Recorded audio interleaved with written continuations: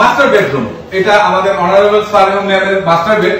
Master বেডরুমে আমরা কি করেছি, যেহেতু আমাদের জায়গা অনেক কম, সেহেতু এর ভিতরে আমরা যেটা কাজ করেছি, একটা ক্যাবিনেট করেছি, যেটা রেড ওক ফাইবারের একটা ক্যাবিনেট। এটা লেকার পলিশ করা হয়েছে এবং এটা দেখবেন যে এটা ডিপ লাইট না, কিন্তু এটা লাইট লেকার পলিশ করা হয়েছে, যেটা রেড ওকের উপরে। এবং আপনারা যদি খেয়াল করবেন যে এই ক্যাবিনেট গুলা যদি আমরা ভিতরে দেখাই, ভিতরে দেখতে পারবেন। দেন আমরা এখানে যে পার্ট গুলা করেছি, এই পার্ট গুলার ভিতরে এটা স্যার ম্যাডামের জন্য তো দেখাচ্ছে, এখানে একটা ড্রয়ার আছে। তো বেসিক্যালি এখানে করার পিছনে আমাদের অনারেবল ম্যাম তার ড্রেসিং ইউনিট দরকার। আমরা অনেক ট্রাই করে দেখলাম যে আসলে এই ক্যাবিনেটের সাথে আমাদের ড্রেসিং ইউনিট করতে হবে, কারণ যেহেতু ড্রেসিং ইউনিট সবার জন্য প্রয়োজন, সেহেতু আমরা একটা ছোট্ট একটা ড্রেসিং ইউনিট করেছি। যেহেতু আমাদের কাস্টমার অর্থাৎ আমাদের ম্যাম এবং স্যার ওনারা খুব পারফিউম ইউজ করে, অর্থাৎ যেটাকে বলতে পারেন আপনারা, তো এটা একটা পারফিউমের জন্য এখানে রেখেছি, পারফিউম রাখবে। এবং নিচে যেটা করেছি ফুল হাইট একটা যেটা গ্লাস দিয়েছি, মিরর যেটাকে বলা হয়।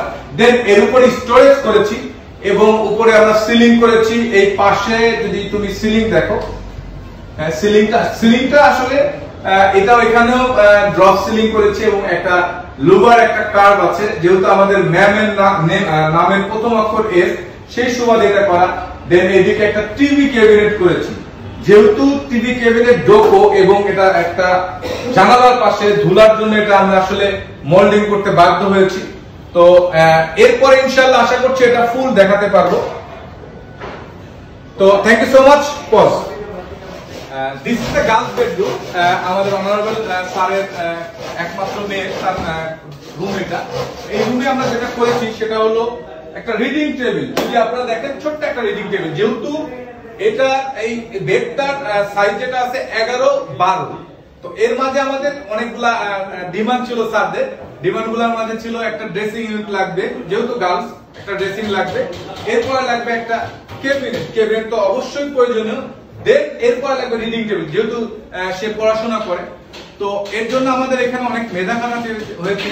আমাদের আর্কিটেক্ট এবং 3D ভিজুয়ালার যে ছিল তারা অনেক ব্রেন ইয়ে করে যেটা করেছে, এখানে একটা ক্যাবিনেট করেছি।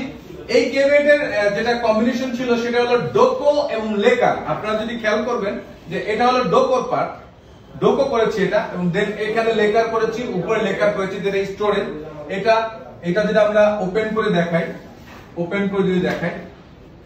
এটা ওপেন করে দেখাই যে এটা হলো একটা ড্রয়ার করেছি এখানে, একটা যে ড্রয়ারটা দেখা যাচ্ছে যে ওনাদের অনেক প্রয়োজন হতে পারে, এই জন্য একটা ড্রয়ার করেছি। এবং প্রত্যেকটা জায়গায় যেটা আমরা করেছি সেটা হলো কনসেল কবজা যেটাকে বলা হয়, সেটা দেওয়ার পিছনে। এবং প্রত্যেকটা জায়গায় কিন্তু আমরা এক একটা পাল্লায় প্রায় 6টা কনসেল কবজা ইউজ করেছি। এটার পিছনে কারণ আছে। এটা আসলে দেখা যাচ্ছে অনেক সময় দেখা যাচ্ছে যে কনসেল কবজার কারণে অনেক ইন্টেরিয়র ফার্মকে দোষ দেয় যে আপনারা কনসেল কবজা কেন কম দেন। এবং আরেকটা জিনিস যেটা আমি বলছি সেটা হলো আমাদের প্রত্যেকটা কাজের 1 ইয়ার ফ্রি সার্ভিসিং থাকছে, এবং সাথে আমরা একটা কাস্টমারের সাথে ইনশাআল্লাহ জিওগ্রাফ কনসাল্টিং এন্ড ডিজাইন আজীবন থাকবে।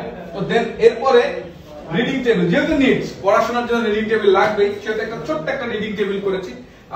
আসলে রিডিং টেবিলটা জানালার পাশে কেন, এটা কেন, যখন এখানে বসে যে ওনার মেয়ে পড়বে, তো একটু জানালার পাশে থাকার কারণ, অর্থাৎ পূর্ব দিক থেকে বাতাস আসবে, তো সেহেতু তার পড়াশোনার ক্ষেত্রে এটা ভালো কাজে দেবে।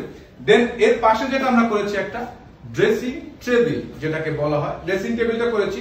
এটা মিররটা কাজ চলছে, মিররটা আমাদের আর কিছুক্ষণের মধ্যে মিররটা সেট করবে এখানে। আবার আমরা এখানে সিলিং করেছি, আপনারা সিলিং যদি দেখেন প্রত্যেকটা সিলিং এর একই রকম প্রায় নিয়ে আসছি, বাট লুবার গুলো একটু ডিফারেন্ট এনেছি। যদি আপনারা খেয়াল করেন যে ড্রপ সিলিং এর সাথে লুবারটা ওয়ার্ম কালার ছিল আর সাথে হোয়াইট কালার। তো এদিকে একটা শোপিস করেছি, আসলে এখানে পলিথিন দিয়ে মোল্ডিং করছি, কারণ দেখা যাচ্ছে যে যেহেতু ধুলাবালি অনেক বেশি পরিমাণ।